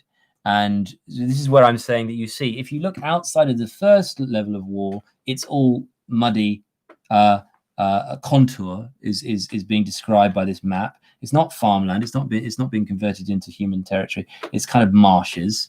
Mm-hmm. And then you see inside the first layer of wall has been breached by these kind of mud flows, and the city actually is retreated into this inner sanctum. And you can see with some of the oblique drawings the same thing, which we'll find in a different folder another time. But we can go on from here up to the 90s, and here at 93 we have some of what I'm talking about with the image of Leeuwarden in Holland. And so here we can see both an oblique isometric view of the city with windmills on the bastion points of the forts, as we saw earlier in Amsterdam, and then you can see these windmills around the city in the elevation view. And again, we can see that outside the city we have this kind of less developed land. And clustering then along the roads, we have some farming and development. Here we see it in the plan view to the lower right hand side. I can't see where north is, but to the lower right hand side of the plan view, we can see along some of the roads that they've started developing farmland. But the rest is marsh. It's untamable and it's covered in mud. And so we see the mud coming up to the walls, not being pushed away from the walls in escarpments defensively, but somehow a part of a disaster, which has overtaken some of this developed land. Then we move on through the hundreds to Lille at number 100. Now, Lille is a star fort that does exist today, and you can see bits of it. I've been there. I went there for my 20th birthday, which is a beautiful, beautiful time. And so you can see some parts. This has probably the one of, along with Turin, one of the largest flowers down in the citadel. Most of that's not visible today. But then the one I really wanted to show you was number 101, which is the next one. And this is Luxembourg. And now I've looked at the map of today of Luxembourg. You can see some of this fortification, but this is just so fascinatingly projected out, as if they're kind of reaching out into this territory outside of the city. And this really doesn't speak very well to defensive planning, because there's a lot of space between these various layers, almost as if they're reaching out into the territory to try and grab more of it rather than keep out the enemy. And then at 103, again, we have some more orthogonal images to show you some of the cityscape as well at Mainz. Again, entirely undefended on the coast of the Rhine and the river. And then all of this fortification, if it was fortification, is pointing inland. Mm-hmm. And so this, to me, is this real gap, this real lacuna in our historical record of how these fortresses, so-called, could have been built in the 16th and 17th centuries when they're so uselessly unsuited to defending anything from the water, as if the water forms part of a system, and often you can see that system in waterways inside the city, inside the star fort, that's kind of powering something that's not there to be defensive, and maybe it's been repurposed into defensive architecture afterwards. What do you make of that? I think that it's very, very organized, and You can see a high level of civilization. There's a lot of geometry there as well, and a lot of mathematics. And if you look back at architecture, like the first buildings I showed you, there was a very short lifespan and very low level of mathematical knowledge. So mathematics developed in the Arab world after the fall of the Roman Empire, and then came back in the Renaissance. And really, it's only after the Renaissance that the engineers would have the mathematical knowledge to use these complex angles of ricochet and create these zigzag structures. I mean, it's pretty impossible to do in an earlier time. I mean, like if you look at the cathedrals, like the Winchester, that's 12th century. That's when the Norman knights are coming back from the Middle East, and they're bringing with them this technology of wide arches and of algebra and of zero. So they're using mathematics there, definitely. And they might not be using Arabic numbers yet. They're probably using Roman numerals. Which is so hard to multiply and divide. It's impossible. And you can't really do geometry with arithmetic. I mean, they know things like right angles from the tools they had, the very tools they used. But were these recovered or based on what they saw of Roman structures, or how do you think the medievals got these angles? And so did they learn them from the ruins they saw around them? The medieval people were using, because they were in a kind of destroyed setup of living off the scraps of Rome and Greece. Yeah, so medieval mathematics and the tools that they used.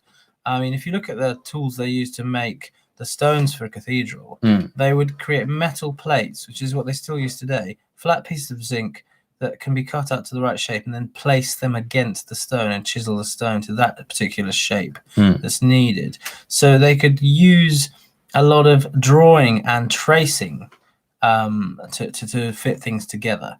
But in terms of geometrical complexity, I mean, here you've got like quite complex angles. So if we go to image 116, actually 115 right is New York. They're slightly shyer of the right angle. This is not 90 degrees. It might be 80 degrees. It might be 85 degrees. It might be 89 degrees in some cases. So here again we see a plan and elevation view again with these bastion windmills and the towers of the city. And they're not pointed around in an exactly regulated pentagram or anything. These triangles are going off in all sorts of directions. Yes. So there's more of a rhythm than of symmetry. It's not something designed to be seen from the sky either, even though it's planned from a drawing like this, from an aerial perspective. It's designed in a completely different sense, like the way we see the city there, where we're looking at it directly. We're looking at the noses of these complex converging lines that just don't allow, so they look very easy to approach from a distance, but as you get nearer, you get trapped in these kind of one thing I note about this map is there's one tiny country road at the top right in terms of our infrastructure building up. So you don't have a main highway, you don't have a main approach. In fact, from a silly angle in fact, the entrance point, there's no grand entrance. In fact, it almost looks like the entrance has pierced this first bastion, and then the people have come in and colonized it where it's already existed. This has been built with no idea of approach by road, and the road is a completely makeshift, ramshackle attempt to get inside, almost as if it existed before. Again, with these waterways around, they've built the windmills around. This time, not in the bastions, but on the edge of the town. But the other thing that strikes me again is this muddiness around. So it's just to make it impossible for lots of people to charge at the structure down the road.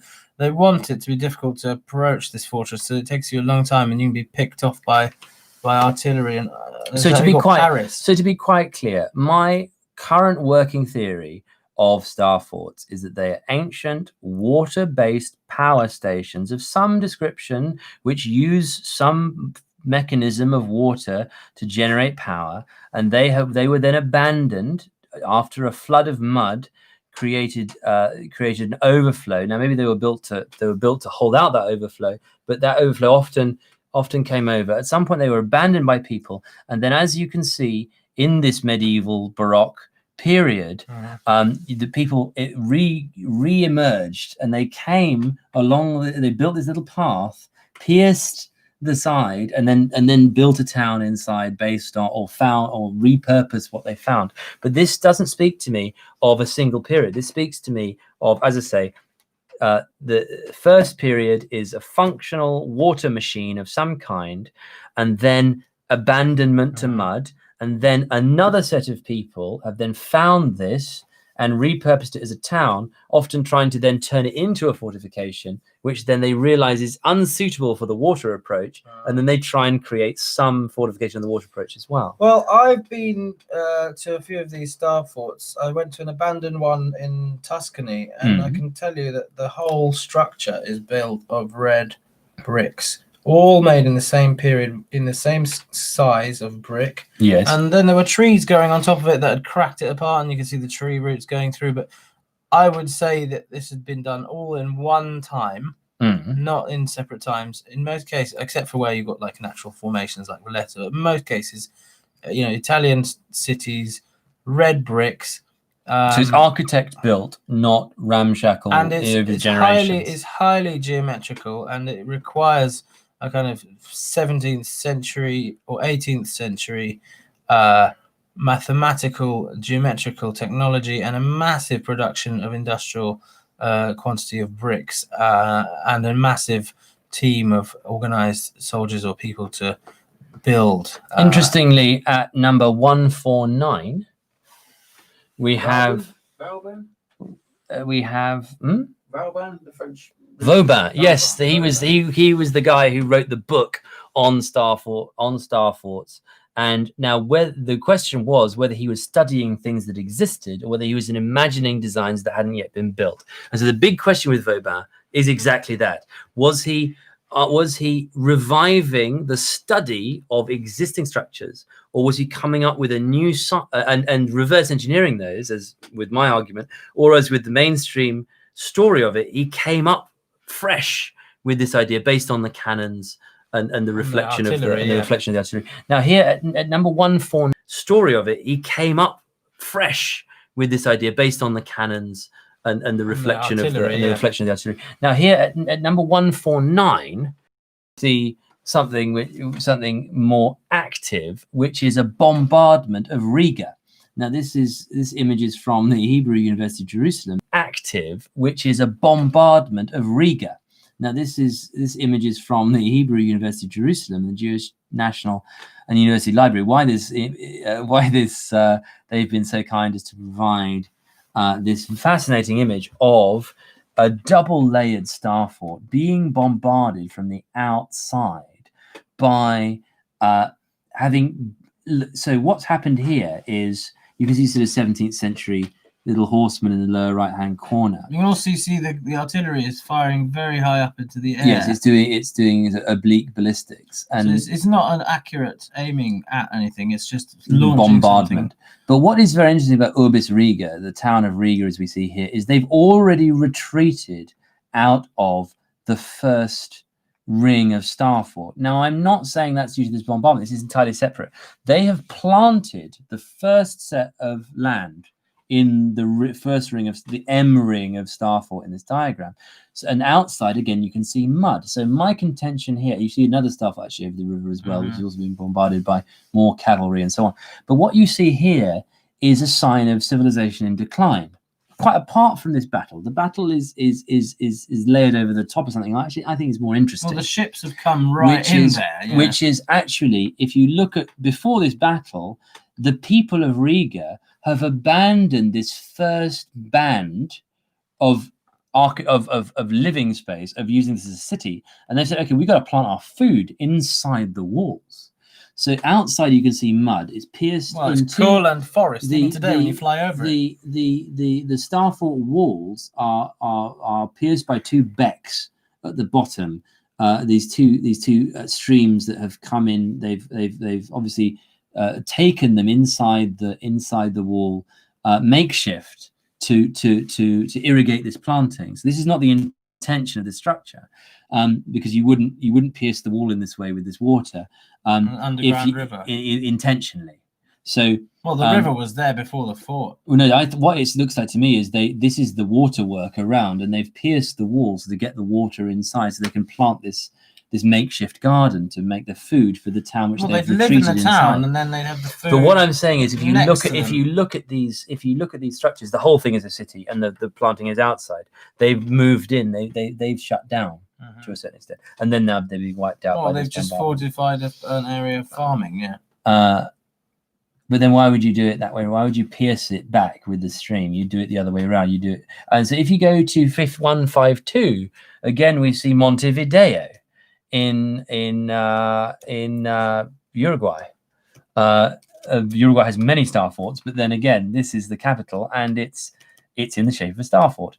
If you go number 152. Is Montevideo the capital of, and there's star forts all over Uruguay. It's a very interesting place.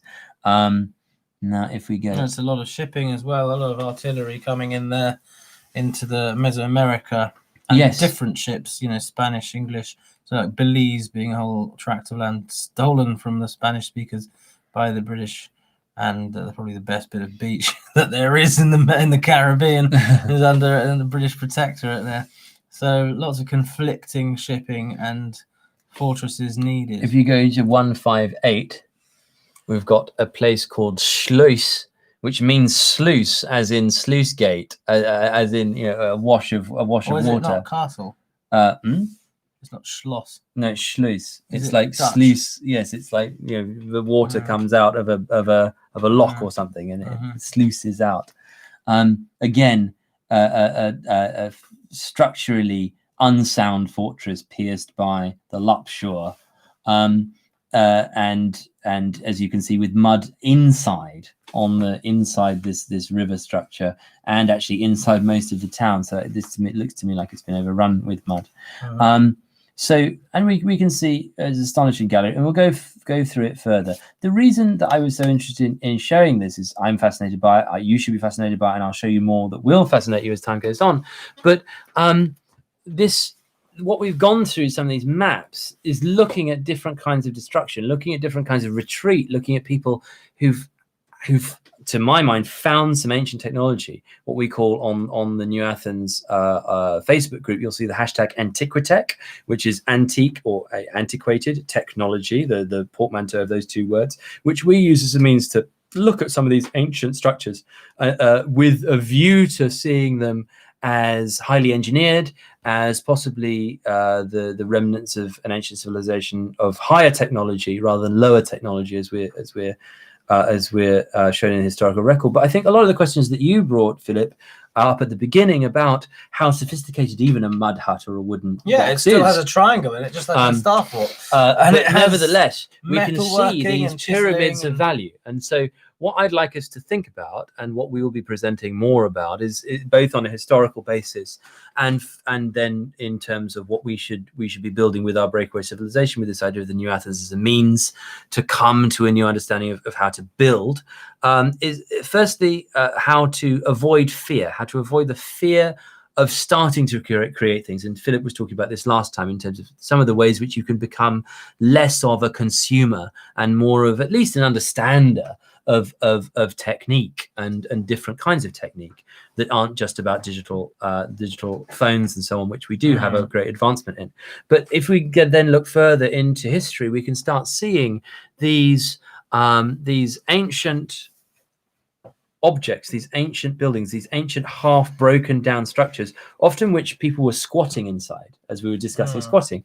And we see the makeshifting, we see the attempts to get the farmland working again after these mud floods have overtaken places. And so we can see that this process of demolition and repurposing has occurred for a long time, and that people have, and we're not descending from some golden age, or if we are, then it's very far in the past. Well, we've got a lot of waste materials. So, the wooden windmill that I built in the university was an example of foraging for waste materials and then making something of it. As we can see in many of these maps, the foraging has been ongoing. And a wooden house America's full of wooden houses, Russia's full of wooden houses. Wooden houses tend to get bent and old, and they need to be replaced, but they don't create as much pollution as other materials because the wood just either can burn or it can rot away, and it can be replaced by growing more trees. I think there's a lot to be said for using materials that are sustainable and that can be got rid of as well. So you like the idea of returning to nature? You like the idea of decay? I just think that people have been building houses out of wood for so long and for thousands of years, and maybe we have no historical record of some pre-medieval period in a lot of countries because all that was used was materials that degrade. And then you get to this period of stone building and concrete and all these materials like the Roman concrete. So in London, for example, Thatcher sponsored this enormously expensive ramp that goes out of Waterloo Station for the train line. Yes. To just increase the speed of a train, Eurostar train, leaving London by half an hour, then to go to France. And then as soon as they moved the station to King's Cross, St Pancras, that ramp was then redundant. And so there was millions of pounds and millions of tons of concrete and reinforced concrete that couldn't be demolished, it couldn't be blown up, because that would blow up all the houses in the area. But it's a structure that is built there and it won't go away. And I think that the beauty of a wooden house is that it can be redone again. Yes. And you can teach your children how to use the material and how to cut wood with simple things like saw and an axe and a chisel, without having to create this permanent damage on our planet's surface. So of course, it's an idealistic idea. I mean, of course. Well, it's one idea, and it's interesting to discuss these ideals because there's one ideal of back to nature, of making a light touch on the planet and not making a stone signature, a stone monument to yourself. And maybe there are ugly monuments in concrete and steel and glass that we've been discussing that won't even last that far into the future. So perhaps the question is firstly how to be more sustainable, but also how to build the kinds of monuments which deserve posterity, like what we've seen with the star forts and so on in our exploration and today. Not a throwaway skyscraper that needs 30 years to and fall then apart. then it will fall apart and won't be renewed like Mark Quinn's head, as we discussed last time. So anyway, with that to contemplate and to understand some more about our history and some more about our potential for the future, we'll be discussing blockchain technology and other things which can help us to grow and to build that newer future next time. That's all from Philip Firsov, our artist extraordinaire and historian. That's all from me, Lorenzo Mefsert, and that's the New Athens, the blockchain think tank, building a breakaway civilization for you and for us. Thank you, and have a good night. See you next time. Bye.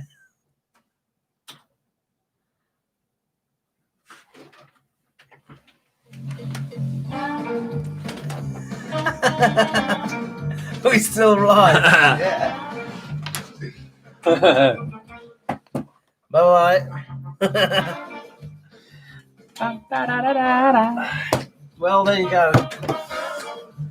I just don't really understand where the connection is between the black kids and the Star Force.